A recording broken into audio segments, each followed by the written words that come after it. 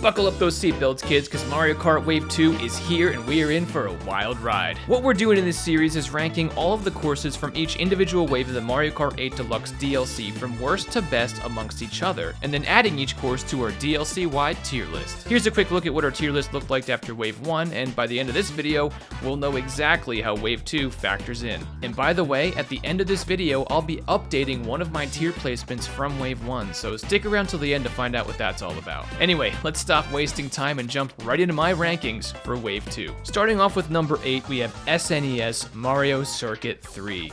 Every wave has to have a bad apple, right? This apple isn't quite as spoiled as Toad Circuit was in Wave 1, but there's something inherently boring about remasters for these simple circuit tracks. The layout for this track is decent, and it's probably one of the better circuit tracks we could have gotten, but I don't know, it just doesn't really excite me. The one thing that Toad Circuit actually had going for it was there was actually some stuff going on in the background, like the audience and the giant toad balloons.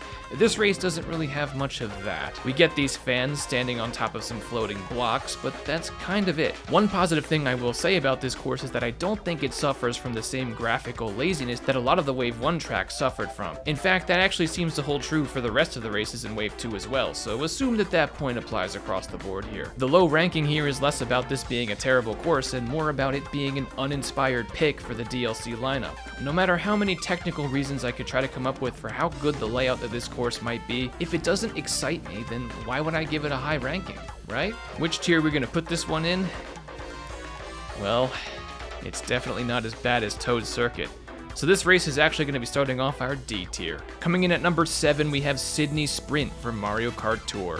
Sydney Sprint does have a lot that I like about it. For starters, it's cool getting to drive through the opera. It's also a good long course where all 3 laps truly do feel different. I think this course executes the lap changes quite nicely. The main issue I have with it is that to me, it kind of feels like Tokyo Blur 2.0, and I don't think Tokyo Blur is that fun. Okay, this is for sure a bit better than Tokyo Blur, but it does share that kind of generic daytime city feel for a lot of the race. The saving grace here is that the race is longer and has a better layout. Music is also pretty great. Listen to that smooth jazz ensemble. That's nice. Honestly, if this race were a little less similar to Tokyo Blur, I'd probably be ranking it a little higher on this list thanks to its good layout. But alas, here we are. Sydney Sprint is going straight into the C tier for me. At number 6, we have High Sundae, which is the inaugural Booster Course Pass original creation, and it's a pretty okay course. I do love the fact that we finally got an ice cream themed track. We've obviously had dessert themed tracks like Sweet Sweet Canyon, but this is a race for all you ice cream lovers out there. You know I just had to play as King Boo so he could lick up all that ice cream. They really nailed the atmosphere with this one. The colors pop, the ice cream looks tasty, it's truly just a joy to drive through. But at the same time, you can't tell me that this doesn't look like it's ripped straight from Fall Guys. I mean look, the art styles are almost identical. And this is even the first race that gives us zero gravity functions in the Booster Course Pass, so that's definitely a plus considering the fact that, you know, zero gravity is like the Mario Kart 8 gimmick, and it's kinda weird that it took till Wave 2 for a DLC course to incorporate it. Strange. I kind of like the lore behind this course. If you look into the distance, you'll notice a Moo Moo Meadows milk sign, which implies that they use Moo Moo Meadows milk to make all the ice cream here. It's cool that they're kind of connecting the courses like that, though I do worry about those cows. This is a lot of ice cream for them to help produce. I mean, geez, it's a sundae the size of a skyscraper. The living conditions for those cows can't be too pretty if this is the level of milk production that they need to maintain. Also, check out all these ice cream shops lining the streets. It can't be easy for them to stay afloat competing with each other for sales like that. That's a really saturated market. This ice pop shop looks like it's already closed its doors. But all the good things about this course aside, the thing that keeps this course from being great for me is the layout. It really is just an oval. Sure, there's plenty of gliding and jumps and ramps. It's kind of like Excite Bike Arena, but in zero gravity form, and with the difficulty raised just a little bit. But I don't want another Excite Bike Arena. I want something different. It's exciting to get a brand new course, and obviously I had a lot of fun driving through and admiring all the little details, but a theme this good deserves a better layout to match it. Overall, I am happy to have High Sundae, and the atmosphere and music is enough to keep it from completely sinking in the rankings for me, but I was expecting just a little more out of it because, you know, it's the hyped up new track. We'll be dropping High Sundae straight into our C tier. At number 5, we have Mushroom Gorge from the Nintendo Wii. Another Wii classic brought back in beautiful Switch Pro 4K. But really, this race does look awesome, and it feels like it plays pretty similarly to how I remember it playing on the Wii. Bouncing on the mushrooms is a good old time like it's always been. This is one of those races that kinda nailed it when it first came out, so all it really needed was graphical upgrades, and that's really all it got. The only little addition I noticed is this blue mushroom in the middle of the cave that activates your glider, and I find that to be a pretty nice touch. I really appreciate little details like that, and it's the kind of thing that's fun to look out for when playing these remastered courses for the first time. Overall, Mushroom Gorge is a race that I would just describe as old reliable. I'm nostalgic for it, and I'm happy to have it back. They didn't butcher the remasters, so I'll be putting Mushroom Gorge straight into the B tier. At number 4, we have Calamari Desert from the Nintendo 64, and what a glow up this race has gotten. Here's a quick comparison to what the old race looked like back on the Nintendo 64. I've always loved Calamari Desert. I feel like it had one of the most unique gimmicks out of all the races on the N64, as it made you wait for the train to pass so you could safely cross the tracks. So even then, it stood out as one of the stronger courses. This new version takes that twist up a few notches. The first lap is the traditional Kalimari Desert course, as we all know and love it from the Nintendo 64. In the second and third laps, though, they switch up the course a bit, and instead of making us wait for the train to pass, we're saying f*** it and driving straight into the tracks and taking that train head on. We even get to drift into the tunnel that the train travels through. And I know for a fact that every single one of you people watching this video out there tried to get into that tunnel at some point on the Nintendo 64 version. I did it. You gotta find out what's in there. There could be hidden characters to unlock in there. The big rumor at my school is that if you make it through the tunnel, you unlock Goomba as a playable character.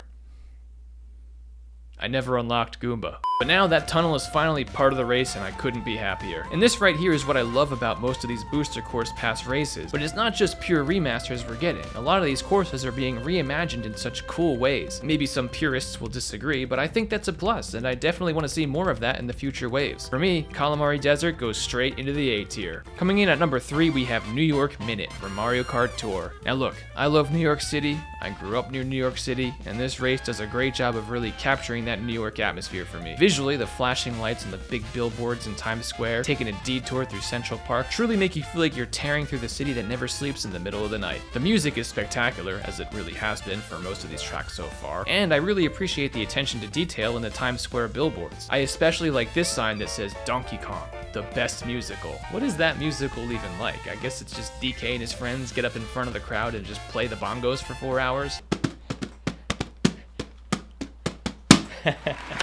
Yeah, you in the front right there. I know you like that. Also, comment below which character you think headlines at the comedy club. Well, we here in the Game Guy 53 household are huge Knicks fans, so we're happy to see the inclusion of Madison Square Garden. But little details aside, as far as actually driving the track layout, this is another race where all 3 laps are different, which I've been enjoying across the board in all the DLC so far. I think all of the tight, quick corners do a great job at emulating what it might actually feel like to race through the streets of New York City at high speeds. One possible con for this race also comes as a result of the frequent tight turns, because it can really feel like it's slows the race down a little bit at times. And I only realized this as I played through the rest of the races, because I felt like I was moving a lot faster on average in just about all of them. But that's a matter of personal preference. All you brake drifting enthusiasts out there are gonna have a lot of fun trying to master this course on 200cc. Another little nitpick I have as someone who has worked in New York City is that I wish the taxis would actually be moving rather than just stuck in place. Anyone who's been to New York City knows that you can't just leave the city without almost getting run over by a taxi driver, so to give Mario Kart players a more authentic New York experience, we gotta get those taxis moving a little bit. New York Minute earns a spot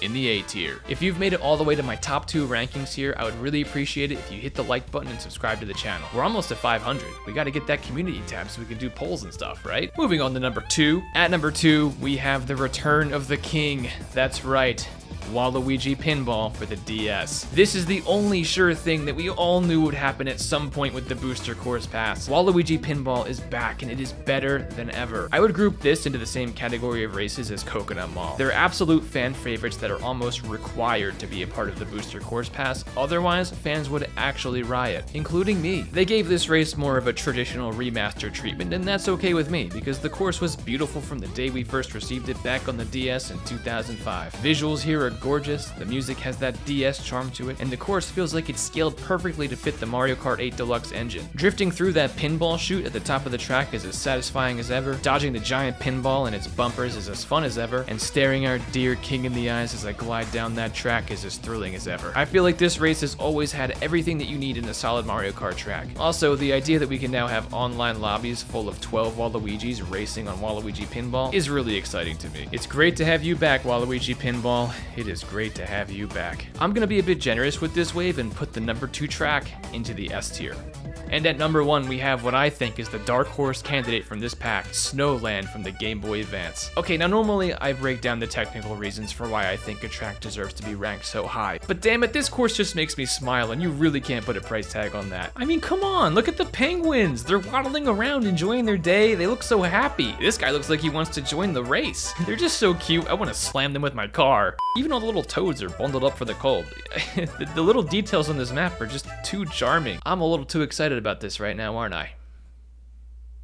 There's nothing wrong with that. It's not just about the penguins though, it's the absolute joy that comes from riding through this graphically beautiful winter wonderland. The glimmer in the icy road is gorgeous, the music is so upbeat and happy, and it's overall a simple and satisfying course layout to race through. The glow up this race got is second to none in this wave. Here's a look at the original race, which was also strong for the time of its release on the Game Boy. This is a race that I don't think a lot of fans were really requesting to have back, so to see an underappreciated gem from the Game Boy days get such an awesome remaster to the point where I'm literally ranking it higher than a fan favorite like Waluigi Pinball is really something else. One thing I definitely want to point out here is that they definitely did a better job on this Game Boy track than they did with Sky Garden. They shortened Sky Garden to the point where it was almost boring and unrecognizable. This track, fortunately, feels like it was treated with a bit more respect for its original form. This course definitely has one of the simpler layouts in the Booster Course Pass. The track doesn't change with each new lap, there's no flashing lights or gliding, but that's okay. It doesn't need any of that to make me happy. This is a race that's just fun to play and has all the charm I look for in a Mario game, and that's what a Mario Kart race should be. And I am more than happy to be able to put Snowland from the Game Boy Advance straight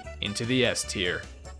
Now as for that Wave 1 ranking that I said I'd be changing at the beginning of the video, I know in the comment section of the last video that a lot of you guys were rallying for Toad Circuit. So I'm ecstatic to announce that Toad Circuit is of course staying in the F tier.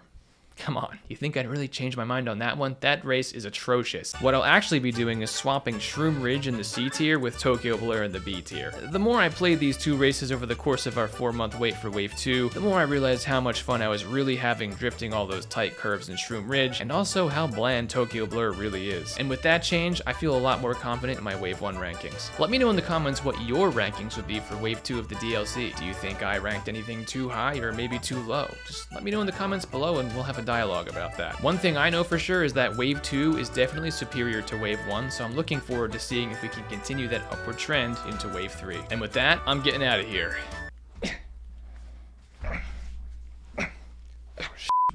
Seatbelt stuck.